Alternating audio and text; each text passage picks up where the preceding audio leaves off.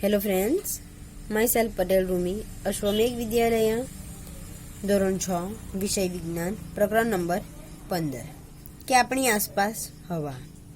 આપણે આગલા વિડીયો લેક્ચરમાં જોયું હતું કે ફરકરી ક્યારે ફરે છે કે જ્યારે એ હવાના સંપર્કમાં આવે છે અને એ જે ફરકરી છે ફરકરીને આપણે આગળ અને પાછળ લઈ જઈએ છીએ ત્યારે ફરકરી કેવી ફરે છે?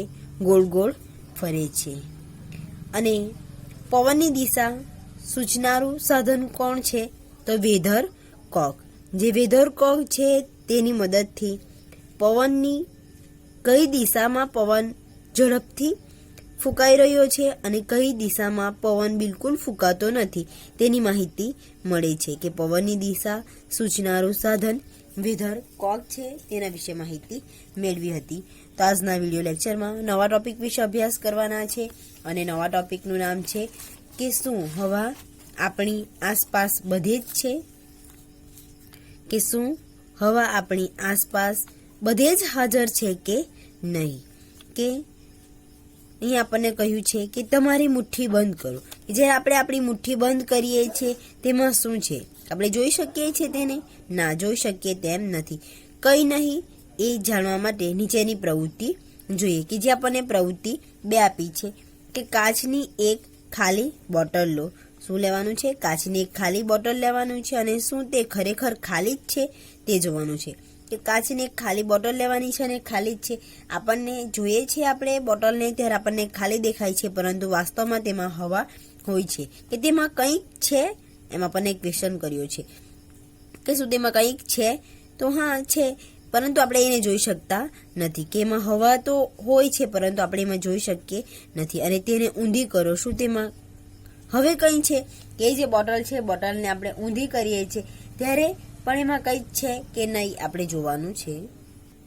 કે જે આપણને ખાલી બોટલ સાથે પ્રયોગ કરેલો છે એ બતાવ્યો છે. એક પાણી ભરેલ એક બીકર છે અને એ બીકર ખાલી છે કે ભરેલ છે અને એની સાથે કેવી રીતે પ્રયોગ થાય છે તેના વિશેની વાતો કરી છે.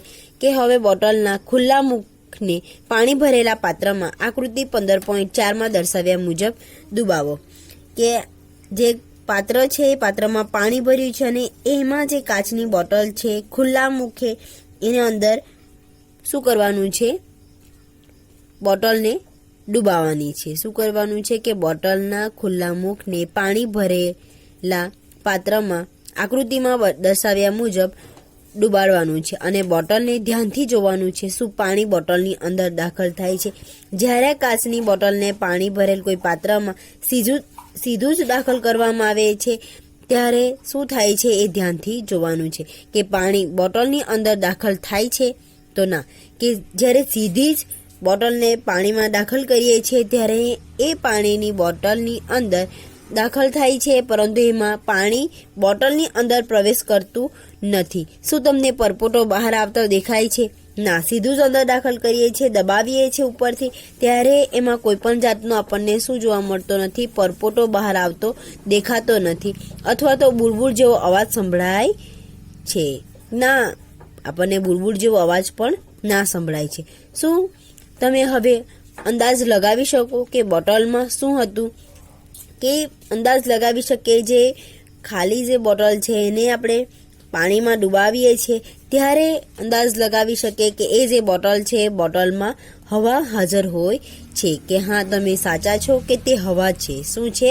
કે એમાં હવા છે જે બોટલમાં હાજર હતી. કે જે આપણને બોટલ ખાલી દેખાય છે પરંતુ એ બોટલમાં શું હાજર હતી?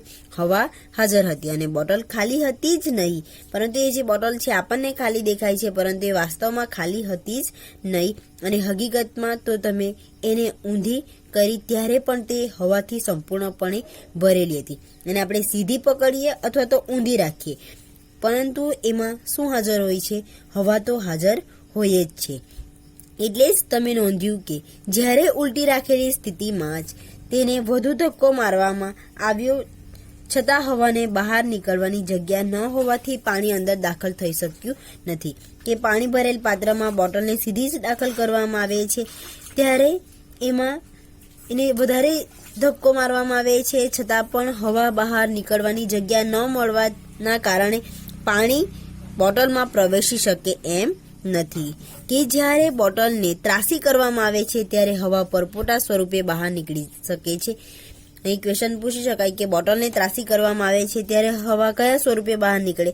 તો બોટલને ત્રાસી કરવામાં આવે છે ત્યારે હવા પરપોટા સ્વરૂપે બહાર નીકળી શકે અને હવાએ જે જગ્યા રોકેલી હતી તે ખાલી જગ્યામાં પાણી ભરાયું. કે જે હવામાં જગ્યા રોકે છે એ જગ્યામાં હવે શું ભરાશે? પાણી ભરાશે. પરંતુ એ પાણી ક્યારે ભરાશે? કે જે બોટલ છે, બોટલને આપણે ત્રાસી કરીએ છીએ ત્યારે હવા બહાર નીકળી જાય છે અને હવાએ જે જગ્યા રોકેલી હોય છે એમાં પાણી ભરાય છે. કે આ પ્રવૃત્તિ દર્શાવે છે કે હવા જગ્યા રોકે છે. ક્વેશ્ચન પૂછી શકાય કે હવા જગ્યા રોકે છે કે નહીં? ત્યારે આપણે લખી શકીએ કે હવા એ જગ્યા રોકે છે. તે બોટલમાંથી બધી જ જગ્યા ભરી દે છે. કે બોટલમાંથી બધી જ જગ્યા ભરી દે છે. તે આપણી આસપાસ બધે જ હાજર છે. કે બોટલમાં પણ જગ્યા રોકી દે છે. એ જ રીતે હવા આપણી આસપાસ બધે જ આપણને હાજર જોવા મળે છે. હવાનો કોઈ રંગ હોતો નથી અને તેની આરપાર જોઈ શકાય છે. તે પારદર્શક છે. હવાનો કોઈ રંગ નથી. હવાને આપણે આરપાર જોઈ શકીએ છીએ અને તે પારદર્શક છે. આપણી પૃથ્વી હવાના પાતળા આવરણથી ઘેરાયેલી છે. આપણી પૃથ્વી કયા આવરણથી ઘેરાયેલી છે એમ ક્વેશ્ચન પૂછી શકાય. ત્યારે આપણે લખી શકીએ કે આપણી જે પૃથ્વી છે એ હવાના પાતળા આવરણથી ઘેરાયેલી છે. અને જે આવરણ છે, આવરણ પૃથ્વીની સપાટીથી ઘણા કિલોમીટર સુધી વિસ્તરેલું છે. આ જે આવરણ છે પૃથ્વીની સપાટીથી ઘણા કિલોમીટર સુધી વિસ્તરેલું છે અને તેને વાતાવરણ કહે છે. કે ઘણા કિલોમીટર સુધી વિસ્તરેલું છે અને તેને વાતાવરણ કહેવાય છે. કે જેની ઉપર તેમ હવા પાતળી થતી જાય છે. કે જેમ વાતાવરણ ઉપર જાય છે તેમ હવા કેવી થતી જાય છે એમ ક્વેશ્ચન પૂછી શકાય. તો હવા પાતળી થતી જાય છે. હવે તમે વિચારી શકો કે પર્વતારોહણ જ્યારે ઊંચા પર્વત પર ચડતા હોય ત્યારે ઓક્સિજનના સિલિન્ડર શા માટે સાથે રાખે છે? તો શા માટે સાથે રાખે છે? કે જે આપણને આકૃતિમાં પર્વતારોહણ તેમની સાથે સિલિન્ડર રાખે છે બતાવ્યું છે. કે જેમ જેમ પર્વત ઉપર જઈએ છે તેમ હવા પાતળી થતી જાય છે અને ઓક્સિજનનો અભાવ પડે છે. ઓક્સિજન મળી શકતું નથી. એટલા માટે પર્વતારોહણ પોતાની સાથે શું લઈ જાય છે? પોતાની સાથે ઓક્સિજનનું સિલિન્ડર લઈ જાય છે. Thank you.